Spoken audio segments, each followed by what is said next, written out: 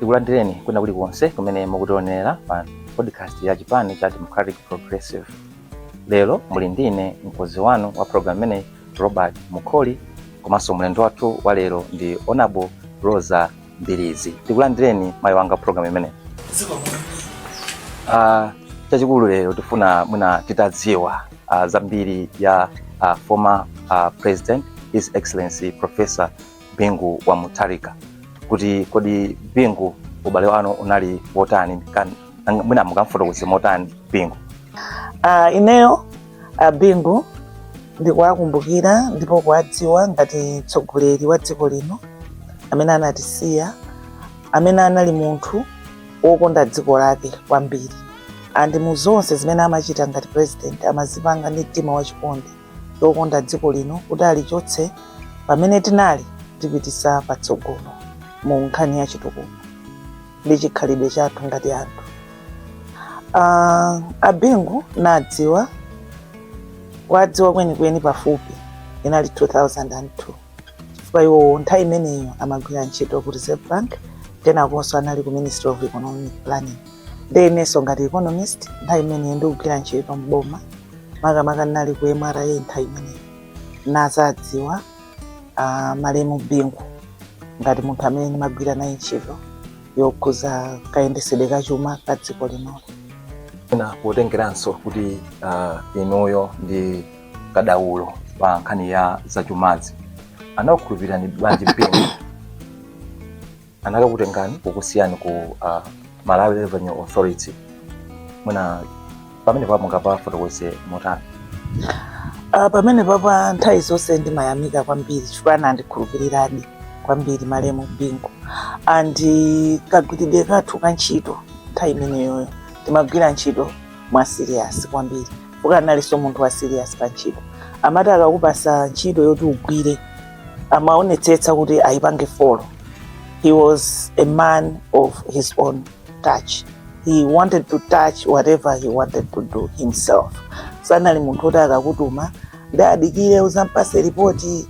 Andi ukamapita kwa Bingu ukapereka ripoti umaonetsetsa kuti uli ready. Andi amafuso sanali munthu wongolandira chinthu kungochiwerenga ayi. Amafuso iwenso umayenera kupanga assignment yako mokwanira. Kaona nthawi zambiri zinthu zambiri zimene amapanga matizatsaka amaoneka. Mwina Bingu mungamusiyanise motani ndi malamuliro amene akhala akubwera padakali pano kufika tsiku la lero? Kusiyanitsa ndende kwambiri. Malemu Bingu anali munthu amene amati ndi anthu ake amene amagwira nawo ntchito tikagwirizana kuti apapa bwana dziko likuti likhale bwino tipange chakuti, amaonetsetsa kuti chichitike. Andisamayang'ana ukunduku. Andi anali mtsogoleri wa masomphenya kwambiri, ende akaona kuti ichichi ndichochitira ubwino dziko lake, Bingu samabwerera mbuyo. Monga mukudziwanso dziko linolo timakhala ndi madonors amene amatithandiza. Olo madonors amadziwa kuti dziko la Malawi chimene ikufuna ndi chakuti. Andi Malemu Bingu amaonetsetsa andi amauza madonors kuti iniyo mupange zimene ife tikufuna osati zimene inu mukufuna, ndipo ndi zimene zimachitikadi kwambiri. Pakusiyana pamene popo fika monga mukudziwa tinazaluza president wathu mwadzidzidzi. Atabwera president ena amene anachita replace Malemu Bingu, nkhani inali yokuti madonors akuti, azungu akuti. Bingu was not like that. He used to tell them what this nation wants, and he told donors and everybody that we will do what we as Malawians want to do. Tikumbukira bwino mene Professor Bingu wa Mutharika ankasankhidwa kuti akhale president wa dziko lino. Kakulokena ka anthu sanankonde, komano atamupatsidwa mpata kwamba kugwira ntchito yake ngati president wa dziko lino, anthu anayamba kudabwa kuti kodi simatere kodi chifukwa chani Bingu was such kind of a person? Yes, Bingu was the kind of person who was of a very, focused kind of leadership. And he was a man of a few words. That's why he kept telling Malawians, kuti siyani chido za manja anga zindichitire umboni. He was a doer, more of a doer than somebody who spent a lot of time kumangoyankhula zinthu. Anali munthu wochita zinthu. Mkaona patapita nthawi amalawi anazazindikira kuti uyuyo ndiye mtsogoleri. Fuka amaona mmene dziko lino limayendetsedwera makamaka ku nkhani ya chitukuko, nkhani ya agriculture and food security.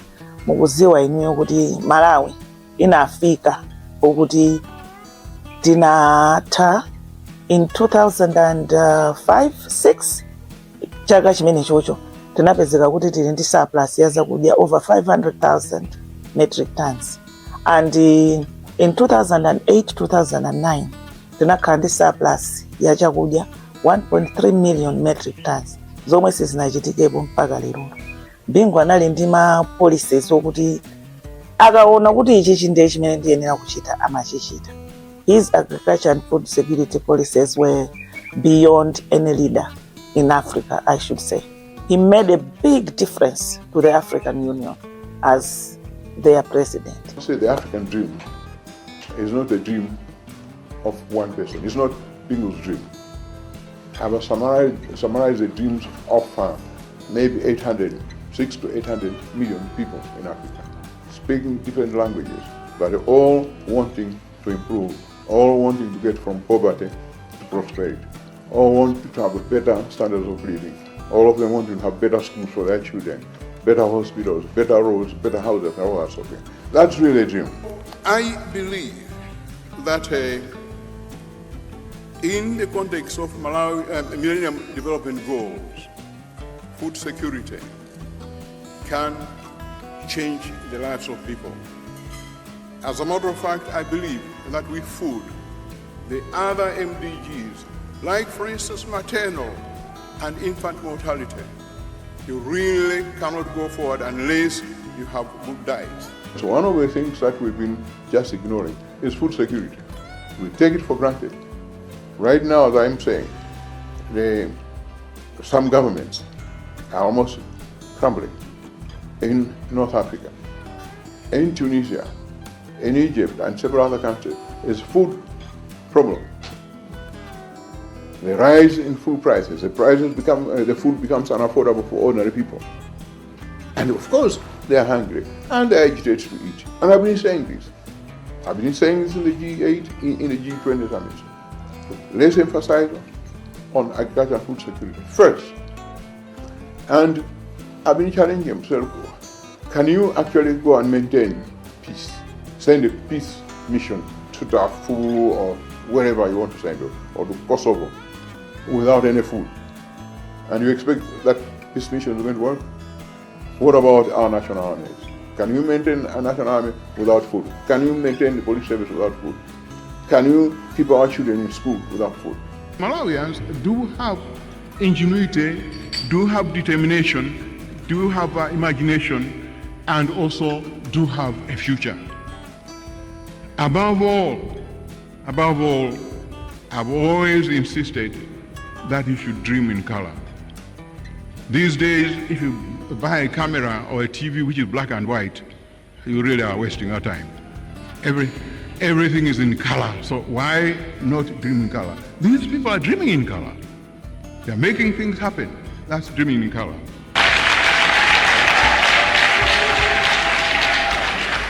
Tikaleranso mbuyo pang'ono, Professor Bingu wa Mutharika mzimu wawo uwuse mumtendere analinso munthu okonda chikhalidwe chathu mpakana anafika point yoyambitsa mabungwe ngati Mulakho komanso mitundu ina anapeza ufulu oyambitsanso mabungwe yawo.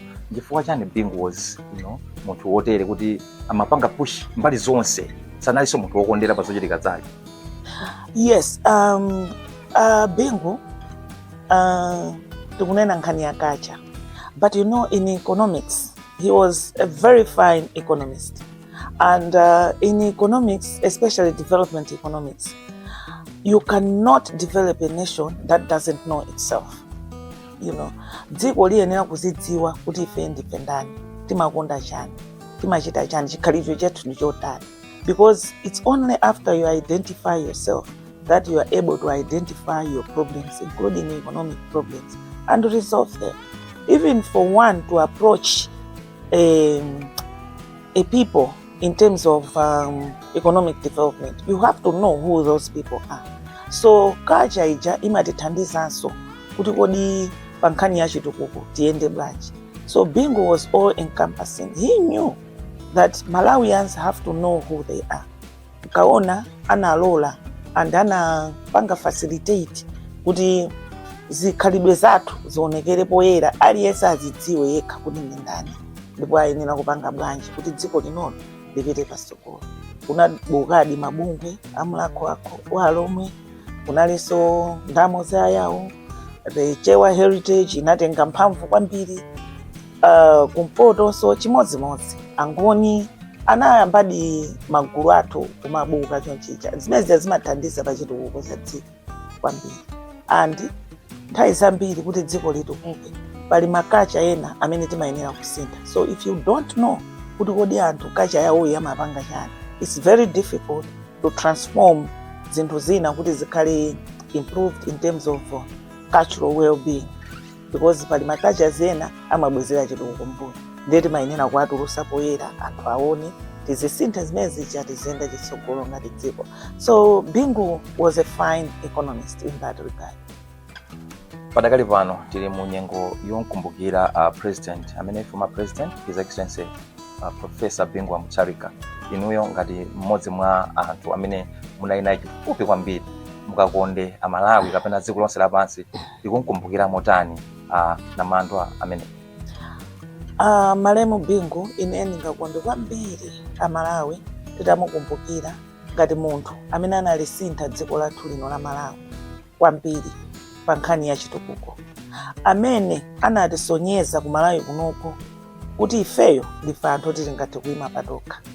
Bingu anatisonyezanso ife Malawi kuti tingathe kukhala ndi chakudya chokwanira, kumathanso kutenga chakudya chicha kukagayira anthu ena, zomwe amalawi lerolo sitingathe kuziganizira chifukwa amalawi tichiyambire 2020 mpaka pano njala ya chaka ndi chaka yosatha, ya chaka chino ndi yosaneneka. Tiyeni timukumbukire Bingu ngati anali munthu wokuti tinkamutcha thesa njala, anali ndi ngwazi Bingu.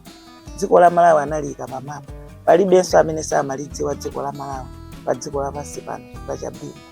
Tiyeni tizimkumbukira, tizipempherera banja lake, tizipempherera ana kuti akhale ndi moyo wabwino. Analigwirira ntchito dziko lino Bingu kwambiri. Pamene so tikuyandikirira chifupi ndi zisankho chaka chino pa 16 May chaka chonchino, mwina mtsogoleri amene asankhidwe nthawi imene akuti chisogolo mwina angabwereke kwenikweni patipati nzeru za Bingu kuti mwina dziko lino likhale la mkaka ndi uchi ngati mmene linali mulamuliro wa Bingu. Ineyo chimene ndinganene chokuti pa 16 September tikupita kuchisankho, amalawi akumbukire zimene Bingu anachita, ndipo amalawi adziwe kuti mmene anabwera Professor Arthur Peter Mutharika anapitiriza zimene Bingu amapanga kudzera mwa anthu ena onse amene amagwira nawo ntchito.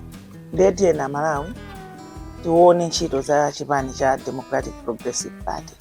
Tikanena kuti Bingu anali namandwa ogwira ntchito, anali ndi anthu amene amagwira nawo ntchito. Anthu amene amagwira nawo ntchito ndifeyo amene lerolo tili anthu a DPP, ma technocrats, palinso anthu mafumu ambiri amene Bingu amakondana nawo kumagwira nawo ntchito. Ndiye mtsogoleri amene akubwerayo amene ali Professor Arthur Peter Mutharika ndikukhulupirira ntchito zakenso tinaziona kale zitukuko zimene anapanga. Dziko lisilinali mmene linalili olu mmene lilili lerolo pali Professor Arthur Peter Mutharika.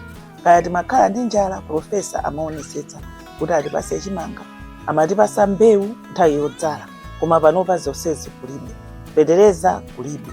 Ndi amalawi tiyeni tikhale anthu oti tikhazikike pa mfundo imene anatisira malemu Bingu, imene imapitirizidwa ndi Professor APM. Tiyeni timuyike pa mpando, dziko lathuli tizilimva kukoma, dziko lathuli tilisamale ndi lathu basi. Ndiye tiyeni tikhale anthu amasomphenya, tisakakamire chinthu choti tachiona mavuto ake amene dziko la Malawi lino silinaoneponso ayi. Tinaonaponso mu ulamuliro wa Professor Bingu Mutharika anafika point yogula ndege kuti mtsogoleri wa dziko lino azikhale akuyendera mu nthawi zonse not iye kayo komano wina nisi amene azabwere kusogoloko komano unfortunately patabwera kutsogoleri wina tinaona ndege yagulitsidwa kuti nkofunika motani ngati dziko kukhala ndi mwina transport yabwino ya president. Vuto la nthawi imeneja inali yokuti anthu amakamba zinthu ndi mtima wankhwitsi osati wofunira ubwino dziko la Malawi. Sitingakhale ndi dziko lopanda ndege nanga taonani zinthu zambiri zikutichitikira Malawi muno chifukwa chokuti tilibe mayendedwe abwino a president. And kuyambira nthawi imeneja kufika pano taononga ndalama zingati. Olo amene anagulitsa ndegeyo nthawi imeneja anatchuka, anthu ananena mpaka ulamuliro uli panowo. Anthu tikudziwa maulendo amene akhala akuyenda. Titati tizionkhese ndalama zimenezi chakuti taononga ndalama zingati pa maulendo a mtsogoleri wa dziko chifukwa choti tilibe ndege yathu. Amalawi tisamaziberere. Si ife osauka kufika extent yokuti sitingakhale ndi ndege ya president. No, we have to respect the presidency as an office. Ndege imeneja Malemu Bingu sanagule kuti ndi yawo, anagula kuti ndi ya dziko. Nanga taonani inu mukunena kuti ndege inagulitsidwa. Ifeyo Amalawi timakhulupirira kuti ndege inabedwa. Chifukwa mukagulitsa timafuna tizione ndalama zake. Sangatiuze kuti anagulitsa ndege tikugula chimanga chake chiti. Ndege mtengo wa ndege tingagulitsa ndi chimanga. Kapena kuti tinagula maboti a nkhondo yake yakuti ya ku Malawi. Ndiye zinali zinthu za nkhwitsi basi. Inali njiraso mwina yokuti asowetse ndegeyo uba kokha kumene kumachitika nthawi imeneji nthawi yakashikiti. Koma ndizofunika kuti dziko lizikhala ndi ndege ndithu zake kaya zakomesho komanso president azikhala ndi mayendedwe abwino. Mwina tingokulandiranso kwa nonse amene mukutijoyina padakali pano. Tili pano ndi pa podcast ya Japan cha Democratic Progressive. Pamenenso tili munyengo yomukumbukira president wakale wa dziko lino His Excellency Professor Bingu wa Mutharika. Ndipo mlendo wathu wa lero ndi Madam Rosa Mbilizi. Munatipitirize ndi kucheza kwathu. Mwina kumene kuli His Excellency Bingu wa Mutharika. Mwina mzimu wawo ukakhale okondwera kumuona mwina Amalawi mmene alili pano. Chifukwa patakali pano tikuti thumba la chimanga likugulitsidwa mwina 100,000 plus.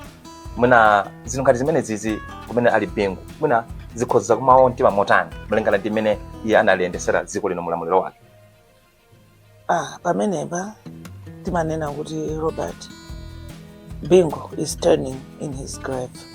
And then afe tikamaona zimene zizi mtima ukupweteka because we know kuti Malawi si kuyenera kukhala pamene tili pano. Kumene ali a Binguko akungolira, kumene ali a Binguko akudandaula. And kungoti munthu sumadziwa kuti kodi munthu akamwalira amakhala akutani. Koma mzimu wa Bingu ayi ndithu ndi mmene amalikondera dziko lino akusowa mtendere kwambiri and akutidandaula. Koma ifeyo tiyesetsa ngati chipani cha DP kuti mzimu wawo uwuse mtendere. Titenganso bomani tilibwezeretsa pamene iwowo amayenera kuti pakhale ndipo tipitiriza kuposa pamenepo. Chifukwa iwowo anatisira ifeyo legacy yokonda dziko, legacy yolimbikira, legacy yozikhulupirira tokha. Imeneyoyo sizatha mpaka kalekale. The dream lives on and we are dreaming in color about this country. City for all dzikoli tilikwezanso mmene Malemu Bingu amafunira tiposaso pamenepo. Mwina kumeneko kunali kucheza kwathu kwa lero ndi Madam Rosa Mbilizi mpulogalamu yathu ya lero ya podcast pompano pa chipani cha Democratic Progressive. Program imeneyi ikha ikupitirira tibweranso ndi alendo wena tikha tikucheza pano pamene mukudziwa kuti tili munyengo yokumbukira president wathu wakale His Excellency Professor Bingu wa Mutharika. May his soul rest in peace. Tathokoza kwambiri Madam Rosa kwa kubwera program yathu imeneyi. Ziko. Mulungu akudalitseni.